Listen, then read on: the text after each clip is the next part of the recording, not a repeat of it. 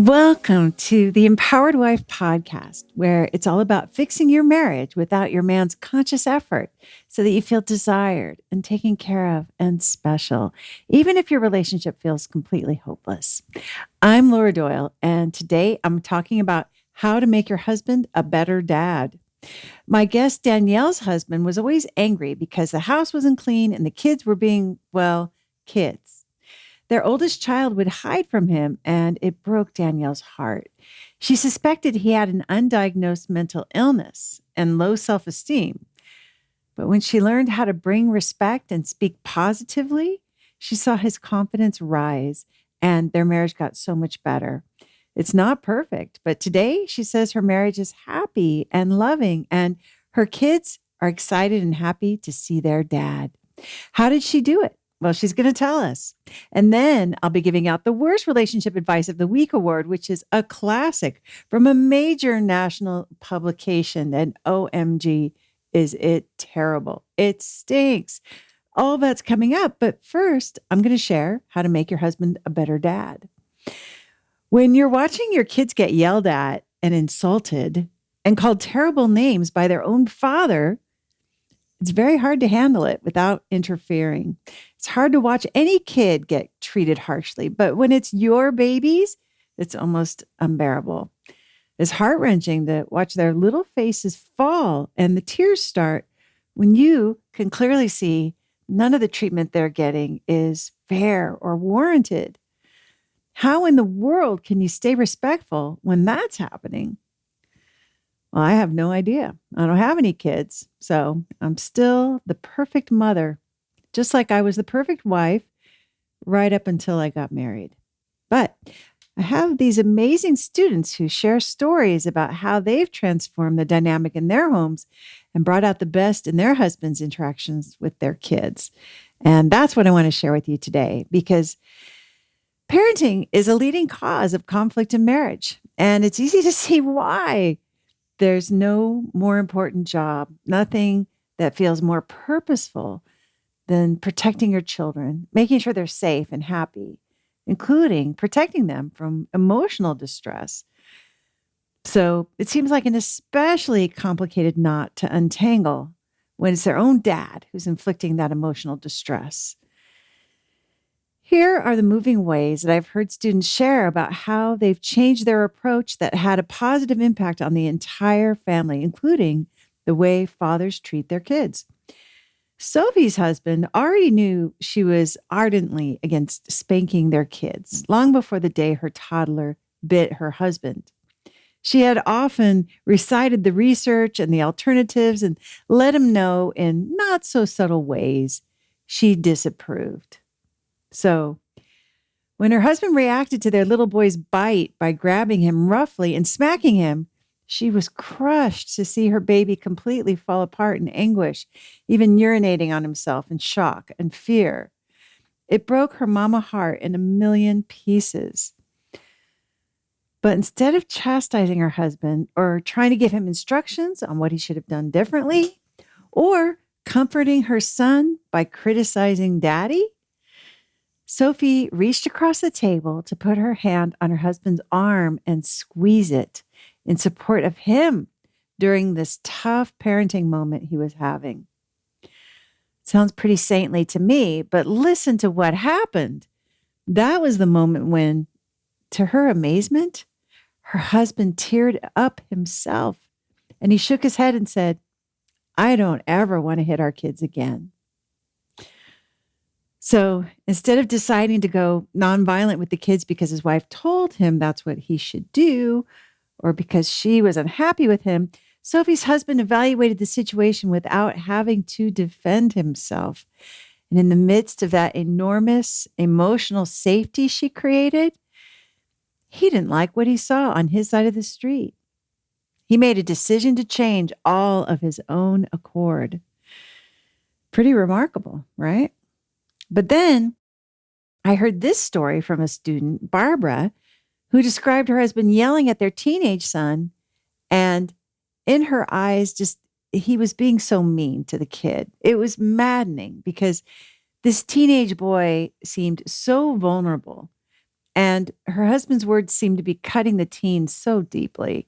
And she felt this protective anger rise in her. And she wanted to tell him off and let the son know his father was in the wrong. But instead, she went to her husband and just gave him a hug. Also, pretty saintly behavior, right? Just like Sophie's story. Instead of letting him know what a terrible dad he was at that moment, she just squeezed him. And then she decided to leave the room to get some self-care because she was feeling awful about what she had just witnessed and was feeling afraid about the damage it was doing to her son. So she was astonished when she overheard her husband approach their son and apologize to him. She peeked out to see them sitting on the bed together talking, and both of them were crying. It was a really tender moment. So without saying a word, both of these women brought enormous respect to their husbands in their worst moments. They sent the message, I see the best in you. And that's what respect is all about. The essence of respect is expecting the best from him, not the worst. Just as you would want to still be loved when you're having a low parenting moment. So what I take from these stories is that even when you're seeing him at his worst and he seems to be causing irreparable harm to the smallest, most vulnerable members of your family, the ones you are charged with protecting and nurturing, apparently it is possible to be respectful. I'm not sure I could do it, but from hearing these stories, I know that it's what I would aspire to if I was a mom. Because when they were respectful, the results were magical. And that matches my experience with my husband, too. I don't know how these women and so many other students I've heard from found the courage and the resolve to show up so respectfully. But I love that they single-handedly brought the peace to their families. You know, the fathers felt respected, which gave them the grace to step into being their best selves. The mothers were courageous and dignified in fostering a peaceful outcome. And their kids got tenderness and accountability from their mere mortal fathers. And they got it directly, not secondhand, from their apologetic mothers. Most of all, I admire that they're giving their kids the ultimate home court advantage of a lasting, thriving marriage. Speaking as a child of divorce, I can't think of any greater gift to give their kids. If you'd like to be my guest on the Empowered Wife podcast and share about how you fixed a struggling relationship using the 6 intimacy skills, I would love to interview you. Just go to lauradoyle.org/podcast-guest to let me know that you are willing to make a big contribution to ending world divorce by telling your relationship story. I look forward to meeting you. That's lauradoyle.org/podcast-guest.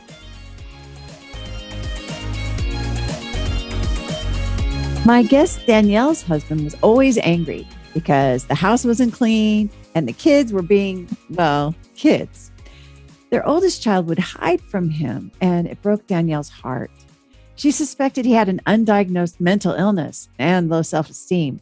But when she learned how to bring respect and speak positively, she saw his confidence rise, and their marriage got so much better. It's not perfect, but today, she says, her marriage is happy and loving. How did she do it? She's going to tell us, so you can do it too. Danielle, welcome to the Empowered Wife podcast. Thank you so much for coming on to share your story. Thank you. It's an honor for me too. Well, I want to hear the whole thing. So take us back to the bad old days. What were things like? Let's see. Early marriage. We got along for the most part. Within our first couple years of marriage, one of the things that had the most impact on us was actually the accepting as they are, not trying to change them. So that part I got quickly, thankfully. So I wasn't trying to change my husband, but to an extent, I went the opposite and was doing so much, not trying to change him, that he was like, so you're just letting me do whatever I want because what? And so yeah, it was kind of weird at first. But anyway, fast forwarding a little bit, we had a kid and we went to student housing at the time, and he just kind of got frustrated because one thing I didn't realize was he did have anxiety, and he got later diagnosed with bipolar also. And but something that I didn't recognize was when his area wasn't clean, at least to an extent for him to walk through, because he's such a tall guy too, that he would get so anxious and so frightened and panic and stuff like that, that he would, lash out and be angry. And so a lot of times he would, at least on Saturday night, Sunday, when he's not ignoring it, type of thing, then he'd kind of just lash out and be like, why do we live in such a pigsty and things like that. And so it kind of became a frequent thing enough that at the time my oldest was 2 or 3, but daddy would come out of his office when he was doing, because he was in school and stuff, and he'd hear the door open, or he'd hear him kind of in a rough voice, and he'd go hide behind a couch or something, or behind a rocking chair. Yeah. And so when he started doing that without my husband even being outside of the door yet, and I was like, oh, this needs to change because I don't know what's going on. Anyway, why is my son so scared of him, and stuff like that. And it is heartbreaking. Yeah. And it's also, it's impossible to keep the house clean when there's a 2-year-old in it, or 3-year-old. When there's a kid. And I was babysitting full time. So yeah. Oh, so there were other kids around too. Uh-huh.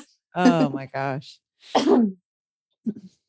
So that's an ouch to happen. And then walking around eggshells and stuff. And then when you're early married and, first become a mom and you feel all this responsibility, and suddenly your spouse is getting angry and upset. So you take it all internally. And so I was taking everything personally. It was like, I'm not a good mom. I'm not a good housewife. I'm not a good this, that, the other. And just, felt terrible and didn't know what to do or where to go. Because I'm just like, what? Awful. Yeah. Very, very hurtful. I can just imagine that must have hurt the connection between you, and the emotional safety for sure, and the emotional intimacy. Mm-hmm. So were you also feeling lonely at that time? Yeah, even though, I was around kids all the time, I still, felt lonely in ways, because I'm like, I need another adult. Or, he'd go hide in his office when he got mad, because he would beat himself up. He's like, no, I don't want to be so mad. I don't want them to always remember me as the angry dad and stuff. So, yeah. Wow. And you were not controlling. You were not being too helpful. It doesn't sound like. No, sometimes the opposite. He told me at one point that he's like, I don't know what to change if you don't tell me what's wrong, type of thing. And I was like, oh, wait, what? So I'm like, he was trying to get your desires out of you. Yeah, exactly. I'm like, I didn't share my desires either. I just wasn't trying to correct at all. So wow. Interesting. So this is really interesting perspective, because I think so many of us come, where we had our complaints and we didn't know our desires. Did you know what you wanted at that time? I think at that time I had gotten so, focused in the, oh no, I'm not so good. And my mindset was just focused on trying to be do a good job in being housewife, cleaner, stuff like that, and not being me. I wasn't being true to myself. So he even mentioned that at one point when we had switched apartments and downsized for a while and was cramped and I was pregnant and stuff like that. Anyway, at one point I was just so focused, and he was like, I need you to come back. And I'm like, what do you need more of? I can bring you food, this, that, the other. He's like, no, I need you. I'm like, what? So he was looking for me too. Oh, that's actually such a sweet thing to hear in a way. He missed you. Yeah. Although, wait, were you kind of puzzled? What do I do differently? What should I? Yeah, who am I type of thing in a way? Because I had lost myself in taking care of my kids, my husband, just living, surviving and stuff like that, survival mode. Yeah. So was there ever a time when you thought, you know what, we can't go on like this? There's definitely moments that I felt like that at times, but like not a for sure moment like, okay, something needs to change now, otherwise type of thing. Um, like one of the like I said, one of those moments was when my kid would go hide. Another one of those moments was like when we wouldn't know how to talk openly and stuff like that. We'd have, try to have some deep conversations, but sometimes I didn't know how to like bring them back, come to a conclusion. And I was just like, I just feel like we're just having this negative contention. I don't know what to do about it. It's kind of mystifying in a way, right? Like how do we so you knew things were tense. They didn't feel relaxed and calm or Mhm. playful and fun, it sounds like. We had moments, but otherwise, yeah. Yeah. Yeah. Well, so what happened? A couple of things actually. So like I said, the first book had helped at least a little bit so that we knew we were connected and there wasn't like one of my good friends actually put it this way, like we knew there was no back door. We knew that we weren't going to get divorced, if that makes sense. We chose not to have a Yes. back door. Yes. You're So we committed. had to figure out how to, deal with it, live with it, stuff like that. Um, so it was actually great timing when my mother-in-law found the book and gave it to me. It was actually a few months before the COVID pandemic actually happened and stuff. Oh. And so I got it like November of 2019. Yeah. And started reading it. And that was actually right around the same time that my husband actually did get diagnosed with the bipolar because he was starting to have panic attacks and anxiety attacks and he was in school and stuff. And he's like, I can't function.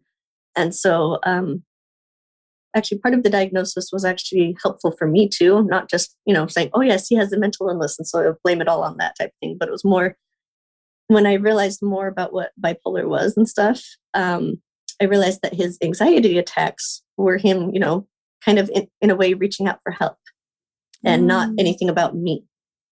And so I was like, oh, I don't have to take these things personally anymore. I can be like, when he, after that, I was able to at least shift mentally and be like, oh, he's, reacting badly, but he's asking for help.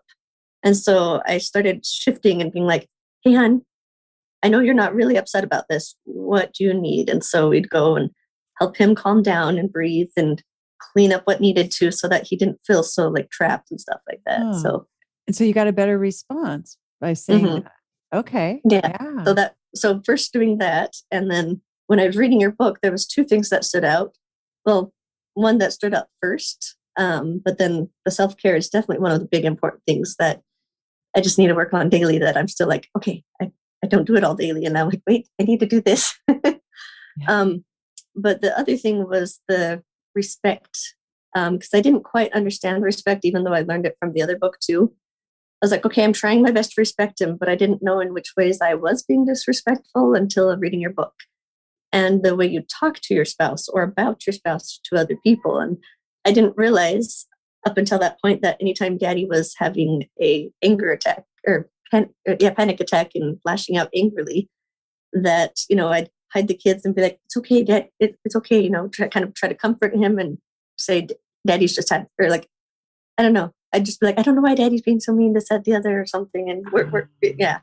And I didn't realize what that was doing to him because I didn't realize until later that he was kind of feeling like left out of the family in a way because I was doing my own thing, trying to take care of my kids and stuff. And um, nowadays, Yeah. because of the switch, if he does have some kind of angry outlash type of thing, um, and if I need to, have a moment to not just abandon the kids and go help him and vice versa. So I'm like, okay, give me just a moment. I'm going to make sure the kids are okay. So I'll make sure they're okay. And then tell them, I'm like, daddy does so much for us. He is just having a hard moment right now. So I'm going to go make sure he's okay too and stuff. And so, and just that little shift has helped their bonds get so much better too. And so they like are so Oh, excited when daddy comes out of his office now, instead of, running and hiding, they'll like go rush to him and meet him because he works from home and stuff, but they'll go rush and meet him and give him hugs and kisses. that is And like, home. yeah, Yeah. they've spontaneously started doing their own like affirmations for him too, because I found out that one of his big love languages is words of affirmation. And so like sometimes I'll be like, yeah, go give daddy a hug and tell him he's the greatest dad ever, or that he's awesome and thanks for providing for us and things like that. So just little You're things like that. you're modeling gratitude for your Hmm. husband to your children, and they're picking it up and echoing it Hmm. to him. So, okay, so I love this. So it sounds like of course, you were wanting to tend to your children's emotional needs when your husband was he was having a panic attack and that made him Hmm. angry. And then he was harsh, it sounds like. And Yeah. so you felt like, I've got to comfort these little people, these little vulnerable people. And you were saying, I don't know why daddy's being mean, not to be critical of him, but just to try to validate their experience. And it's a Yeah. tough one, right? That's kind of a tough one because you're wanting to take, but you found a way to comfort them that is also respectful of him Hmm. by saying, Daddy, let's start with our gratitude. Daddy does so much for us and he's having a hard moment. I'm going to go comfort him. And the kids totally get that, it sounds like. Hmm. It took a little And bit at first, but they have definitely got it now, and they go and run, give him hugs and stuff, and it's just wow. been And that's a big difference from running away and fun. hiding, trying to Hmm. avoid daddy. So, and I give you all the credit for this because it sounds like you changed the culture in your home Hmm. to make it so much more respectful to daddy. And now everybody's following suit. The kids Hmm. are following suit. That must feel really good. It does actually, because when he's having a hard moment, the kids will just automatically help and be like, "You're awesome, daddy," and stuff. And he's like, oh, "Okay, my day's getting a little better already," and stuff. So. Oh, that's so sweet. And in some ways, it's not that hard to understand why someone would be more agitated. Um, if he, I don't know if he heard you saying, I don't know why he's being mean, right? But it's that would be hurtful too. So you're so wise. It sounds like you're using your influence really well to create that peace. Hmm. So I love that. Okay, so what else? You said there were mainly two things you started doing differently. So, well, definitely self care, but respect and I don't remember which skill this was under, but when you talked about the finances and gratitude, I guess they were kind of mixed together in one. Let's put it this way. Sure. Because I remember while I was reading the book, and I was like, as I learned new things, and sometimes I would actually share them with my husband. I'd be like, "Look what I'm learning" and stuff, and he's like, "That makes sense." And um, but there was the one chapter when you said talk about or like trusting him with finances and stuff, and starting from early marriage, he kind of just took that over, Great. and I had taken it for granted. And so when I read that section and read about how like they definitely have that weight of responsibility on them to support and provide and stuff like that. Anyway, but so like after I read that section, I closed the book for a bit and went and just told him how grateful I was that I had been taking it for granted, not advantage. Um, just I was like, thank you so much for taking care of us and taking care of the finances that so that I could focus on being mom for the kids and stuff, so that I don't have to stress about these little details. Thank you so much. And so that was definitely a good bonding moment where it was just like, oh, she appreciates me. Okay. And yeah, it was just so good for us. So sounds like he received that very well. Hmm. You could see him kind of glowing from your gratitude. Hmm. Oh, nice. Was it hard to get those words out to say that to him? Not at that point, just Yeah. well, I was kind of a little bit vulnerable, if that makes sense, because I Yeah. did end up like Yeah. crying. I was just like, I didn't realize this, but I've been taking this for granted. And I even was holding the book and I was like, she says this, and I just thank you so much. So sweet. It does sound vulnerable. Yeah, it's a really sweet moment. I can really picture it. Hmm. It sounds wonderful. So yeah, so I think it takes some courage for you to read something in a book and then apply it like that. So Hmm. yeah, I love that. All right. And So one quick thing too, yeah. when I got it at the end of 2019, my husband's family had 3 weddings that year. And so after finding that book, she gave it to all of the married in and daughters and stuff like that. And so that's part of where we started our own little text group of us empowered wives is what we called it. And we'll text each other, Right. just successes of either self care or successes of, showing respect or other things. And so it's been fun. That is fun. You have your own little community of Mhm. it's kind of built in because your mother-in-law is trained to be a coach, Yeah. an empowered wife coach. So, no, I love that. And so, and since you were one of the first married, it sounds like you might have been one of the more experienced empowered wives. Uh, yeah, in that circle that you contribute to, huh? Well, I've had at least more marriage experience, if not, Yeah, yeah, yeah. because we all got the book after those weddings, so. That's right. Yeah, yeah. It's kind of fun that that's the culture. It's already the culture on that side of the family. Is like we all read this book and we all support each Mhm. other in doing it. So I think that's pretty cool. So, how would you describe your marriage now? What's it like? I hadn't thought of words for that yet, but um, I mean, obviously, as you said in my intro, that it's not perfect because I still have trouble working on self care every day. But when I'm feeling grumpy, I recognize that I need self care and I'll do something. And a lot of times I have to do it around the kids because being full time mom and him working and like going to school and building a business on the side now is like, yeah, he's busy. So I'm like, Yeah. okay. But yeah, I've been trying to find self care things I can do with them or around them, and that's been helping a lot. And but the times that he does come out and see me, and sometimes I'm just bouncy from dancing or listening to music or a podcast, of yours or something. And then he's like, "Oh, hi, happy honey," and we'll just like be playful with me during his lunch breaks or other things. And yeah, it's a lot more, fun, bouncy, and flirtatious and stuff like that. And it's a lot more, I don't know, and I can be myself. Let's put it that way. I find myself, and he's been more relaxed about like even the house being messy because now we have three kids, and so I'm like, Didn't get yep, cleaner, probably. Yeah. yeah, that's not cleaner. Well, okay, I have been better at like at least keeping certain floor areas clean so we don't trip over Yeah. things. Yeah. And I've been Yeah. trying to encourage the kids to do that. Like, Daddy needs some foot space. Okay, you can have all the toys over here still, clutter them up, whatever, but make sure there's some foot space for him to come and see us. Yes. Yeah. And I mean, well, it's just the chaos of three That is too. right. Yeah. Yeah. Yeah. Yeah. Yeah. No, I love that. So it sounds like there's a lot of joy in your marriage. Hmm. Oh.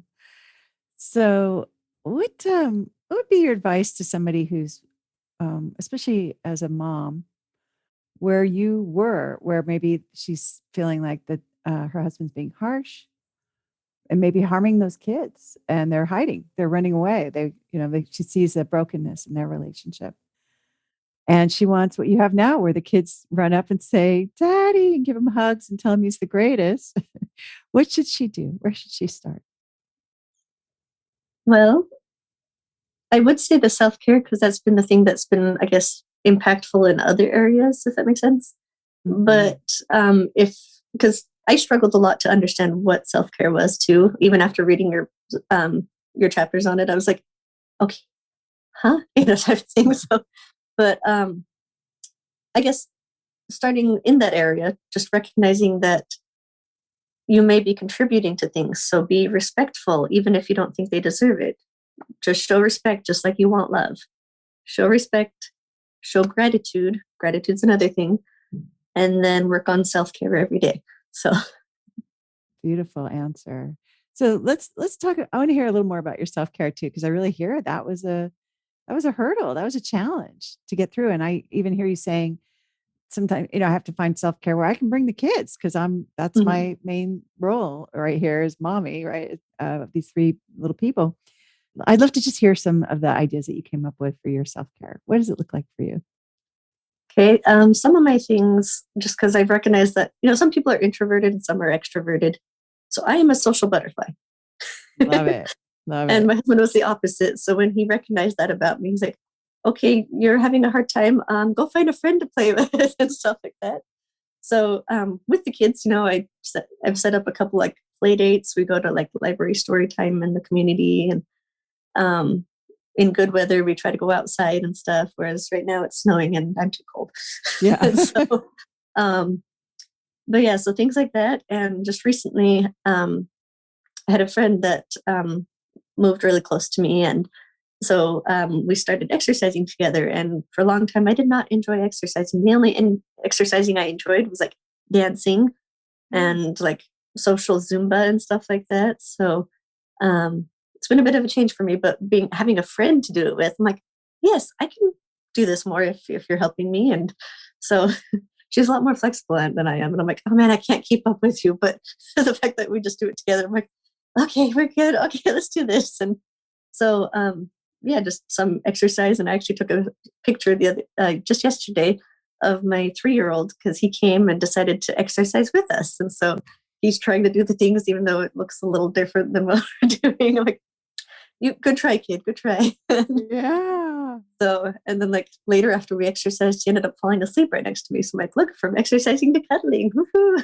Oh. So, like, yeah, self-care, what I thought initially was like all pampering. I'm like, I don't necessarily enjoy putting on makeup, to be honest, but I do it on occasion to, feel pretty and stuff like that. So I'm like, I had to find different things and I also don't enjoy baking, even though I know lots of people love baking for self-care. Like some of my sister-in-laws love baking, and I'm like, good for you, but that's not my Not for self-care. me. Not for me. And Love so it. I had to That's find your out what was for yoga. me and stuff. Yeah. So Yeah. some Yeah. exercise, some listening to music and dancing while doing dishes or something. Like I don't like the chores, but doing the music or listening to a podcast while doing it kind of just makes me more excited and stuff. So I'm like, okay, this helps. Yeah. Love it. Well, you definitely are glowing, especially as you're talking about this. You got a big smile and you seem really happy. So, and what about, you mentioned earlier too, that you were kind of, almost like your husband didn't know what you wanted and he was asking for that. And how has that changed or has it?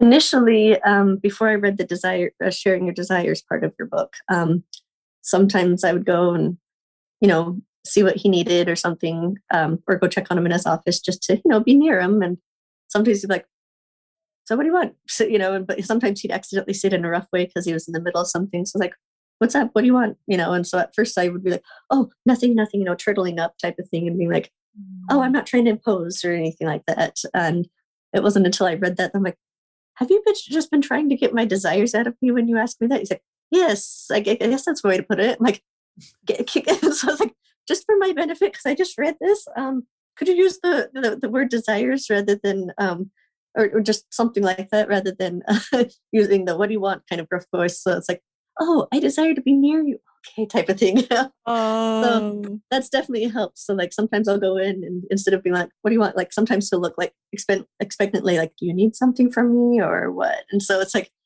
so I'm like, oh, I just wanted to be near you. I was like, oh, okay, that's fine. And he'll continue doing what needs to and stuff like that instead of feeling like I'm needing something every time I'm in the room or near him. So I'm like, oh, I didn't realize I was accidentally giving that vibe when I just go unannounced and, um, just kind of hover and stuff. And so now that he recognizes and like that we both recognize and understand that I'm like, okay, I'm just coming in to be near you because I needed to have a moment away from the kids or something. I'm just like, I just need yeah. a moment. I'm just going to be in here with you. Okay. So don't mind me, just continue. You're doing your work or school or whatever it is that you're doing. Yeah. I love that. And you got clear. It's like, oh, I just want to be near you. It's such a sweet message, right? It's kind of a vulnerable Yeah. message also. That's You also do. one of my self-care items is actually cuddling him. I'm like, I know it's kind of weird to say this, but I'm like, my self-care is cuddling you. So come here and I need to cuddle. I love Okay. it. It sounds really sweet. And you do a great job. I think listening for heart messages, it sounds like he might be saying one thing and you're kind of translating in your head, like when he's upset and you're like, oh, Mm-hmm. he's having a hard moment. And this is not about me personally. And so he might need some support right now. Is a Mm-hmm. really generous listening ear for his heart message. And then I hear it again with like, even it sounds like even now, if he did say, what do you want? And said it gruffly, like I just hear you being so self-possessed. Like, I just want to be near you. So I love that. Like, it sounds like you're creating some nice intimacy that way. Mm-hmm. It's been great. So, physically intimate times are also great where it's like, I just feel so close to you right now, even if we're not doing anything. It's like, Yeah. yay, I can be so vulnerable with you. And one last thing I want to say with that too is just that it was a great difference, from the bad old days, feeling like roommates with our own lives, or our own areas of stuff, never helping each other, blending stuff like that. to having my best friend back and having myself back and stuff like that. So it's definitely changed having my best friend back rather than just my husband and father figure of my kids and stuff. So it's like my best friend. Yeah. So Oh, definitely intimate times are much better having my best friend rather than, yeah. and the co-parent or Uh-huh. the So, roommate. Yeah. mhm. Yeah. Yeah. That's beautiful. Congratulations on creating that transformation in your Thank you. family. How do you think it's affected your kids? Well, obviously, but from what I've said earlier, they bond with him a lot better now because, they don't run away. They go and hug him and stuff. And um, I've been trying to help them ask respectfully in like when he does have time to come play games and stuff like that. Because sometimes, like even on his short little breaks, they're like, "Do you want to play a game with us on the Switch or something like that?" And Uh, he's like, "I can't right now. I'm on a very short break and stuff." And so sometimes I'm like, "Oh," and I'm like, "Daddy's working really hard for us. When he does get some time, we will ask him again and see if he has some time." So like on occasional evenings, he'll be like, "Yeah, I can spend some time right after work to play a game with you and stuff." And I'm like, "Okay, good." So they recognize that him working for us is important and, to provide for us. And it's not just that he's doing his own thing and stuff like it felt like initially, until I got better. I was like, oh, it's not just that he's going to do his own thing. He's working for us, he's trying to build our life and stuff. So I'm like, yeah, so just trying to speak positive into my kids and they're receiving it quite well and, thanking him for working hard for us. And when he does take time to play with them, I remind them to say thank you for his time and stuff like that. So, um, yeah, just overall, it's been a lot more respectful and they love having daddy around. So they love spending time with him when he is available. So, Fantastic. yeah, Love that. Well, what would you, if you could go back in time and talk to Danielle from before, knowing what you know now, what would you say to her? pretty much what you said in your book was it's up to you to make yourself happy for one and to find things that make you happy. So it's like find things that make you happy so that you can go back to when you guys were courting and he liked you for you and not just liked you for what you do for him and stuff like that. I was like, yeah, go back and tell yourself that just be yourself and do fun things that, I mean, sometimes you still have to do the things you don't want to, but do the things that you need to and that you want to bring you happiness, and then share that happiness with your spouse and your family. Be your bubbly self and stuff. Yes, and sounds like that's what you've been. It looks like that's what you've been doing. That's what I'm witnessing, is your bubbly self, Danielle. So I could see why your husband likes this this Danielle so much. So Yeah. well done. Thank you for inspiring us all with by sharing the transformation in your home that I give you all the credit for creating and uh, showing us exactly how it can be done. How you can really what an impact you can have on the relationship between your husband and your children, not by telling either one of them how to do things really, but by the way you're showing up and the choosing your words carefully and choosing to be so respectful. So just love it. Can I say one last thing that I just remembered that I had Sure. on my that I really wanted to share? Sure. um, like I said, that I got the book a few months before the pandemic and right as he was getting his diagnosis and stuff. But I was so grateful to have my best friend back because later that year, in 2020, we ended up moving several states away from my family while I was pregnant. And also, my dad had just passed away a week before we were moving. And so that was a hard time for a while. And I was Definitely. just so grateful to have my best friend and in the middle of nowhere where, it was hard to meet people still. Cause yeah, I was like, he recognized that being social butterfly and all. And he's like, I know you Mm. need people. But it's, hard to meet people out here with COVID and stuff. And anyway, I was just very, very grateful that I had found your book and been able to be so close to him and not be like having a worse situation going through all the grief and stuff like that too. So thank you so much for that, for Oh, having your book written and sharing it with us. oh, thank you, Danielle. Great to hear.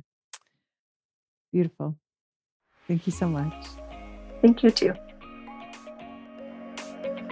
If you'd like to be my guest on the Empowered Wife podcast and share about how you fixed a struggling relationship using the 6 intimacy skills, I would love to interview you.